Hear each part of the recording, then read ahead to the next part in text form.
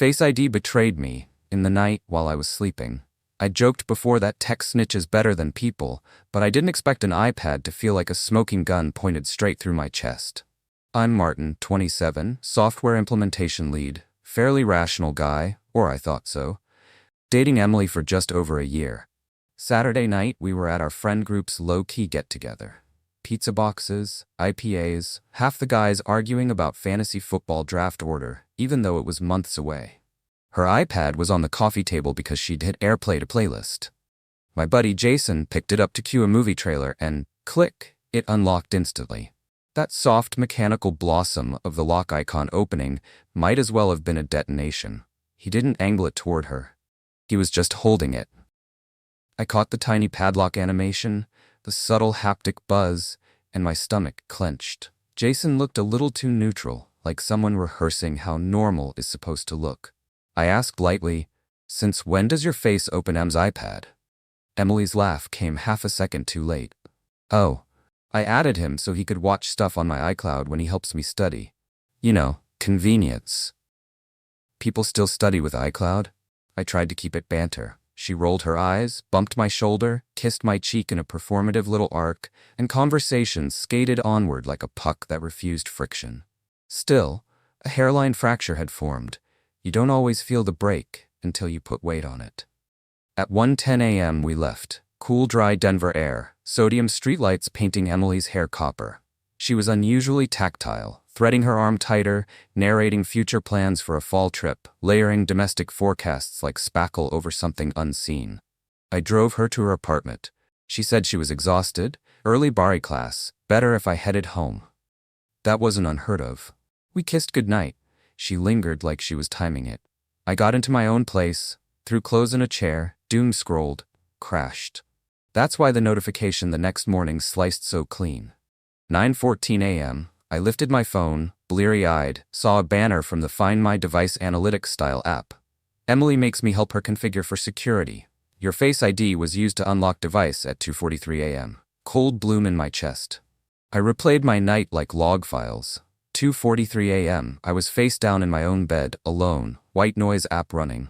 My face wasn't there.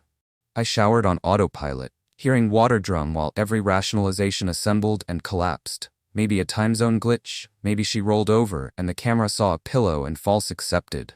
Not how the neural engine works and I knew it. Maybe Jason stopped by because reasons. The Occam's razor felt like literal steel. I drove to her place with coffee as if nothing unusual was pulsing under my skin. Door opened.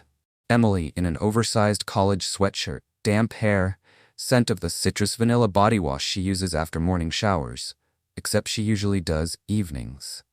Her eyes widened half a beat like she'd been expecting someone else first, or expecting the doorbell later. I handed her the latte, forcing steady hands, and said nothing about 2:43. Yet, let silence build its own pressure. Inside, her iPad sat on the counter, battery at 68%, charging cable coiled but not plugged in, Safari tab open on an Airbnb search we talked about 3 days ago, not last night. System clock, no anomalies.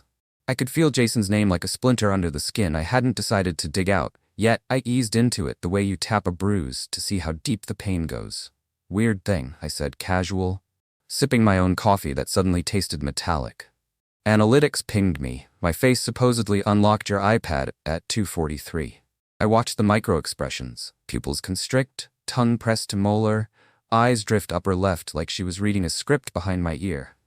"Oh, yeah," she said, exhale laugh. "That must have been when I was trying to watch that true crime doc." It was dark. I pointed it vaguely toward the pillow. Maybe it thought, false positives on Face ID are like 1 in a million, and it needs structured infrared depth. I cut in too technical, exposing I'd preloaded this. She shifted to indignation. "Martin, you're interrogating me over a notification? Seriously? Tech glitches. Relax." Classic redirect. Frame me as obsessed so any continued probing seems controlling. I nodded, backed off externally while an internal whiteboard filled with dates, behaviors, increased phone face down, sudden insistence on solo nights, the performative affection in public. My chest felt both hollow and overpacked. I left after an hour of surface chatter. In the car, I thumbed out a text to Jason. "Dude, brunch tomorrow? Need to pick your brain about a vendor integration." Corporate camouflage. Those 3 dots pulsed, disappeared, reappeared. Yeah man, sure. Noon? Non-committal normalcy, almost too calibrated. I spent the afternoon doing what betrayed people do in the age of metadata. Not snooping illegally, but recontextualizing logs I already had legitimate access to. Shared photo album activity. Last edition from her at 2:50 a.m. Blurry ceiling shot, like someone covered a lens accidentally. Health app step count she flexed to me earlier. Sudden spike between 2:30 and 3 a.m.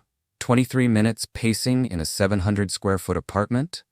Unless she was rehearsing a TED Talk in the dark. I told myself I needed one clean, incontrovertible data point. Otherwise I'd always wonder if I'd detonated something good over probabilistic noise. Night came. Sleep was a poltergeist. Heavy, shifting, refusing to settle. At 1:47 a.m. I was still awake, eyes phosphine-streaked. I set up a benign test. I triggered a SharePlay invite to her iPad from my phone with the volume tag that normally lights her lock screen briefly. Push went through, no response. At 2:11, I sent a low-key, "Still up?"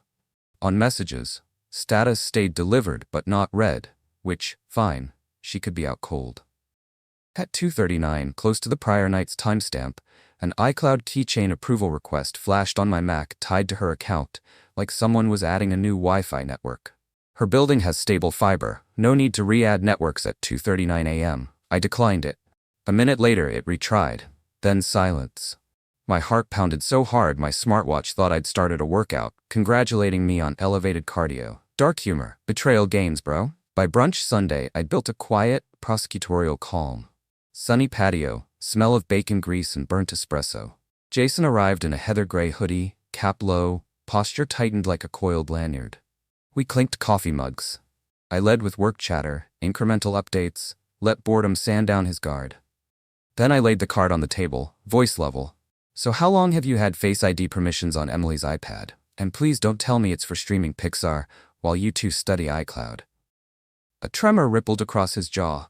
He went still, micro-freeze, then overcompensated with a scoff. "Dude, you seriously buying into?" I raised a palm.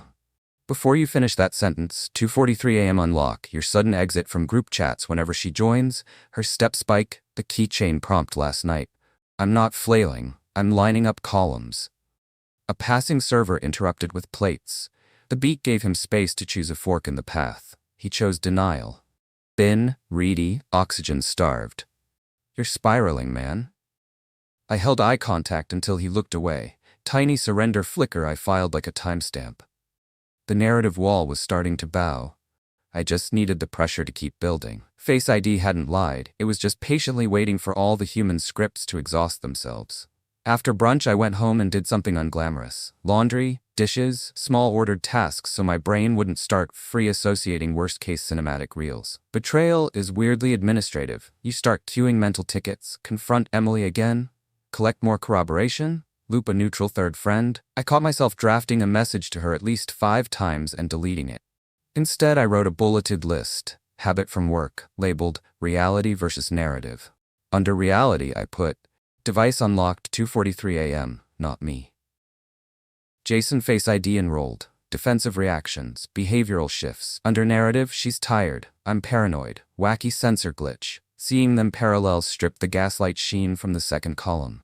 Still, I wanted one audible, one artifact that even skeptical future me couldn't reinterpret if loneliness tried to rewrite history. Late afternoon, she texted, "Movie night later? I can swing by yours." The casual heart made my molars clamp. I replied, "Sure 8. She, perfect. I prepped, not an ambush with lights and accusatory dump, but an environment where her pattern of explanation would either sustain or collapse.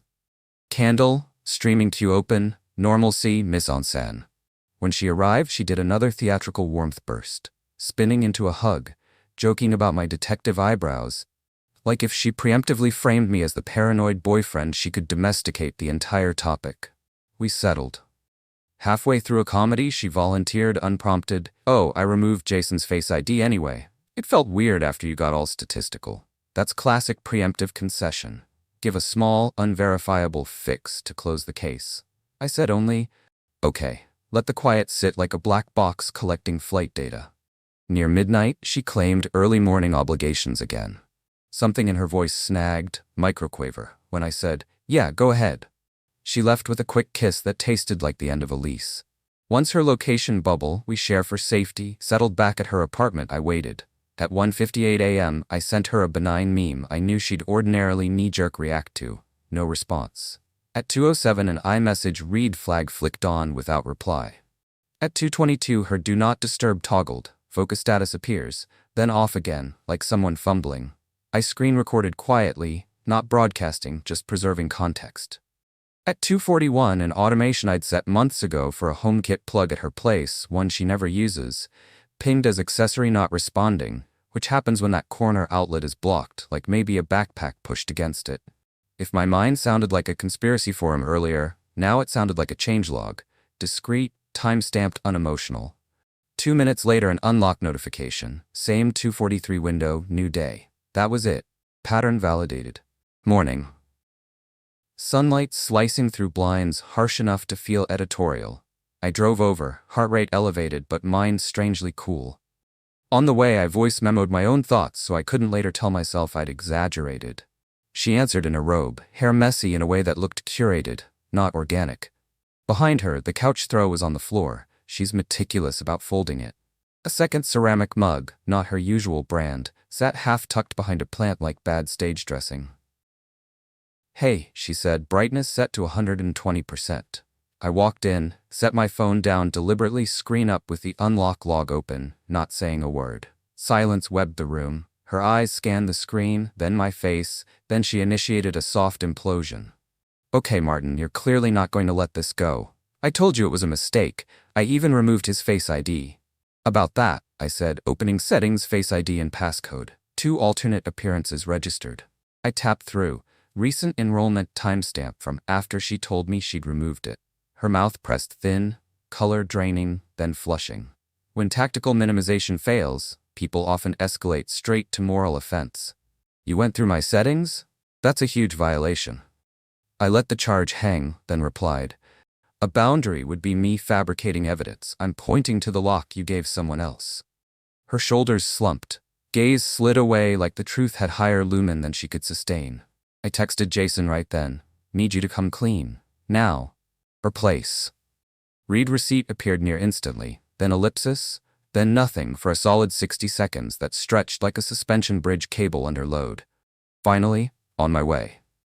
20 minutes later, a knock. He stepped in, took in the triangulated geometry, me by the counter, Emily on the edge of the couch, his own history floating like humidity. He sat, exhaled through his nose, palms pressed to jeans leaving damp prints. A long quiet. My ears picked up microsounds, the HVAC click, distant car door, the tiny friction of his tongue unsticking as he started. His first words aimed at me but ricocheted around the room, final nail sounding almost merciful in its bluntness. "I can't do this anymore. She told me being with you was just temporary." The word hung there, a grotesque placeholder for all the weekends, playlists, shared future scaffolding I'd invested in. In that moment, the emotional architecture collapsed, not with cinematic shatter, but with the soft, controlled implosion of a building rigged from inside. Dust plume of what I thought we were rolling outward while the foundation stayed empty, ready for something honest someday. I didn't scream, didn't bargain. I just nodded once, a system acknowledging a critical alert, and walked toward the door feeling both gutted and strangely cleansed by the unspun, unambiguous data finally laid bare.